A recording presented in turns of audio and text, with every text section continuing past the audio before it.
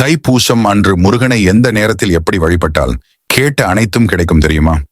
அதை பார்ப்பதற்கு முன் இது மாதிரி நிறைய ஆன்மீகம் சம்பந்தமான தகவல்களை பார்க்க எங்கள் பொதுநலம்.com வெப்சைட் மற்றும் எங்கள் பொதுநலம் யூடியூப் சேனலை சப்ஸ்கிரைப் செய்து கொள்ளுங்கள்.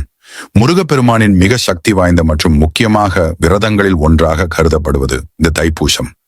தை மாதத்தில் பௌர்ணமி பூச நட்சத்திரமும் சேர்ந்து வரும் நாளைதான் நாம் தைப்பூசம் திருநாளாக கொண்டாடுகின்றோம்.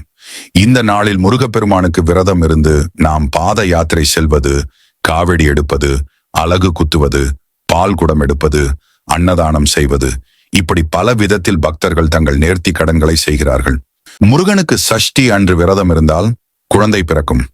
கார்த்திகை நட்சத்திரத்தில் விரதம் இருந்தால் கஷ்டங்கள் தரும். தைப்பூசம் அன்று முருகனை வேண்டி விரதம் இருந்தால் என்ன கேட்டாலும் கிடைக்கும்.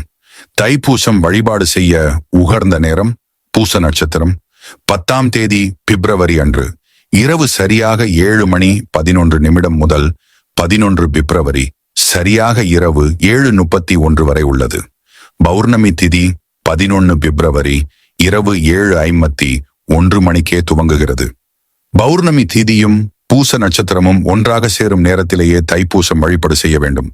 எங்கள் பொதுநலம் வீடியோக்கள் பிடித்திருந்தால் லைக் அண்ட் ஷேர் செய்யவும். மேலும் ஏதேனும் சந்தேகங்கள் இருந்தால் கமெண்டில் கேட்கவும். முருகனுக்கு ஆரோகரா.